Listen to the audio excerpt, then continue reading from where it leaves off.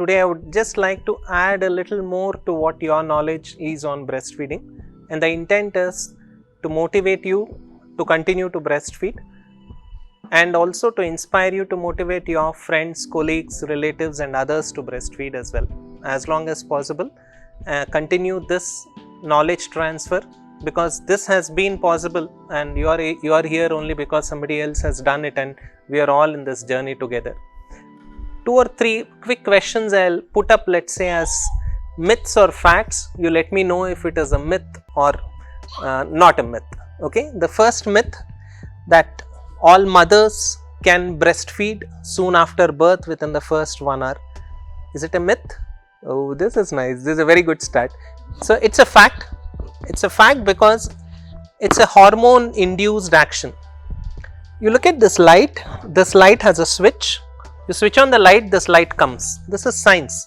Science has logic, reason. There's a pathway in which it happens, and if it doesn't happen, there's some explanation behind it.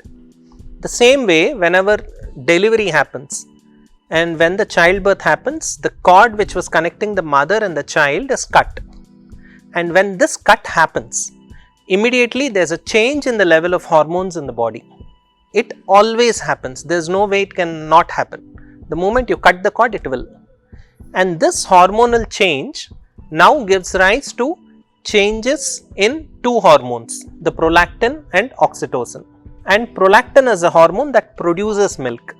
Oxytocin is the one that ejects milk or pushes it out from the breast. These hormonal changes happen in every mother. As I said, there is no way I can explain why it won't happen. The core period is actually the first half an hour or max the first 1 hour. And our suggestion is to breastfeed as soon as possible, ideally on the labor table. In fact, those mothers who have delivered, I'm hoping you were delivered this way. Otherwise, the way in which you do it is that the baby is born and with the intact cord, the baby is kept on the mother's abdomen or the mother's chest. In fact, you initiate breastfeeding and then cut the cord. So this is the process in which it is supposed to happen. And as I said, as soon as you cut the cord, the hormonal surge will cause prolactin to rise. Prolactin produces milk, oxytocin to eject it out. So it is definitely a fact that all mothers, any baby who has come out anytime from the mother can always breastfeed. Let's go to the second myth. Second myth, or is it a fact, is that those babies who have been breastfed for 6 months exclusively, given nothing other than mother's milk, their health is much better as an adult. Perhaps all of you who work in your offices or wherever you are, somebody catches a cold in your office. One of you gets the cold, other doesn't get. It's not as if everybody is sick. Now let me put the question to you, that do you think breast milk being given for the 6 months has a role in you catching that cold when you are 40-50 years old? Yeah, it's a big yes. What you do in the first 6 months for your child, you are actually protecting the child for the rest of their life. Normally you eat something today, you're full today, you go to bed today, and again tomorrow you need to eat. But breast milk has that wonderful action on you, that if you breastfeed within the first 1 hour, if you give only mother's milk for 6 months, it causes change in CD4 and CD8 type of immune cells. These immune cells get programmed, and I'm sure most of you would understand the effect of programming. And once the cells are programmed during this infancy, they multiply and then recognize only in a certain manner.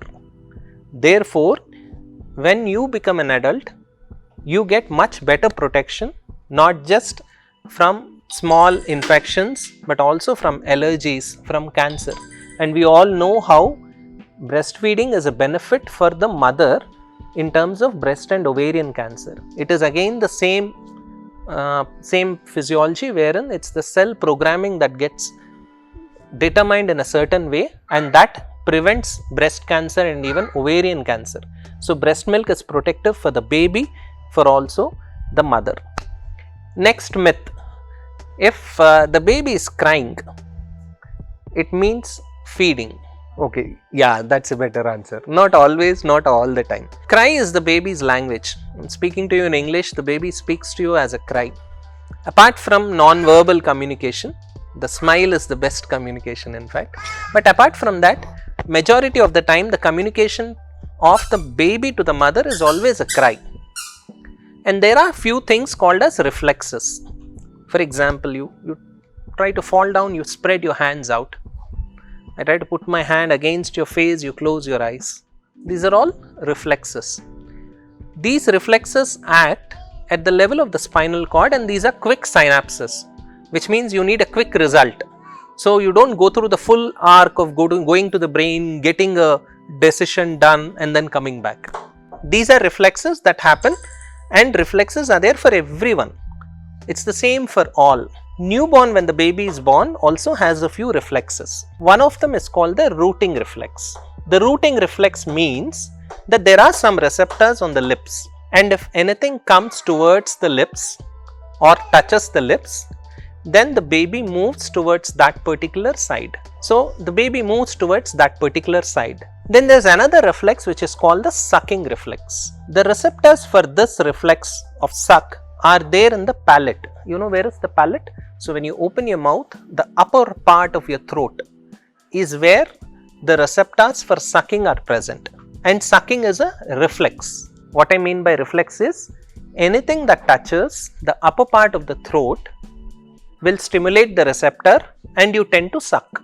That could be finger, nipple, or anything at all, any object that touches the upper part of throat, the baby begins to suck.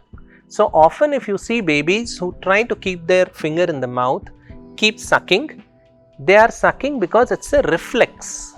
It is not hunger. And this is given to every child at birth. So every child is meant to do it. Just like the earlier reflex which I told for you, push my hand against you, your eyes are meant to close. Same way, anything that touches the upper part of the throat in the middle of your mouth, the baby will suck. And sucking is not an indication for hunger. Then the last question. So how do you know whether the baby is hungry, and more importantly whether your breast milk is adequate? Anyone wants to volunteer and give me some answers? How do you know whether, see, the child is feeding directly from the breast, which is invisible. You don't know it. People who are around you also don't know how much milk the baby is taking. I also said that after the feeding is over, you put finger in the mouth also, baby will suck. And we never know when the baby is hungry, when the baby is happy. So how do you judge whether breast milk is adequate for the baby or not? Anything? Because this is all invisible, no? If it were a plate in front of you, you know that you eat 2 rotis, then you take 2 rotis and with the curry and you usually are done. But this is invisible. You don't know how much the baby is sucking, and half the times the baby will suck for 2 to 3 minutes and then doze off, right? So it makes it more complicated now. You don't know how much the baby has taken in. So how do you know that the baby has taken enough mother's milk? Or the flip side of it, if the mother's milk is adequate. So there are 2-3 very important ways in which we judge it. As I said, it is invisible, you can't see it. Suppose I have a tap here and I open the tap and I have water coming out. It implies that there has been some water in the tanker up above, and there is adequate or a good amount of connections from the tanker to the tap that happens here. And this is an indirect way in which I know there is enough water with us. How? By seeing how much is coming out from the tap, I can judge how much is there in the tanker. It's a very rough, crude way, but I want you to understand that if the baby is passing 6 to 8 times urine in a day, that implies that the kidney is getting enough amount of renal circulation that it is able to produce urine 6 times. And where is all this coming from? Only when there is sufficient intake. You remember those times when you felt very dehydrated, you didn't take water through the day. What got affected? Your urine. So now look at it the other way around, because I can't see the milk which the baby is swallowing. If there is 6 to 8 times of urine which the baby is passing each day, it means the baby is taking enough for it to get processed, for it to reach the kidney, for it to get produced 6 to 8 times. So the first way to assess adequacy of breastfeeding is 6 to 8 times urine per day. The second way is weight gain. You take something, only then you will grow. You don't take enough, you don't grow. So if a baby is picking up on an average plus minus 5 of 20 grams per day, though you don't have to measure it daily, 20 grams per day of weight in the first few months, it means whatever she is taking is enough. If it were less, she wouldn't have picked up this weight. Where will it come from? She has to take it from somewhere. So if the baby is on exclusive mother's feed, gaining average of 20 grams plus minus 5 per day, it means there is adequate breast milk which the baby is taking. So don't go by the duration, don't go by the cry, don't go by the sucking which the babies normally do. So these are two very important things.